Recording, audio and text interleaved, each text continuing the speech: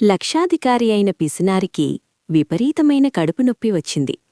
అనేకమంది వైద్యులు వచ్చారు, చూశారు, మందులిచ్చారు.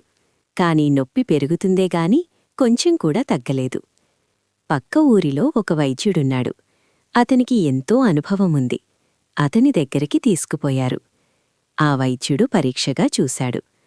నెమ్మదిగా కడుపంతా నొక్కుతూ నొప్పి ఎక్కడో తెలుసుకున్నాడు. 5 నిమిషాలాలోచించి ఒక చిన్న మాత్ర ఇచ్చాడు.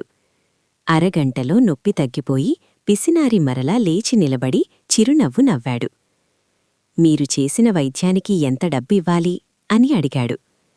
500 అన్నాడు వైద్యుడు. 5 నిమిషాల పనికి 500, ఇది చాలా ఎక్కువ అన్నాడు పిసినారి. 5 నిమిషాల పనికి 5 రూపాయలు చాలు. కాని కడుపునొప్పి ఎందుకొచ్చిందో, ఏ మాత్ర వేస్తే నొప్పి తగ్గుతుందో 5 నిమిషాల్లో కనుక్కున్నాను చూడు, ఆ జ్ఞానానికి, అనుభవానికి మిగతా డబ్బు అన్నాడు. పిసినారి మారు మాట్లాడకుండా సొమ్ము చెల్లించాడు.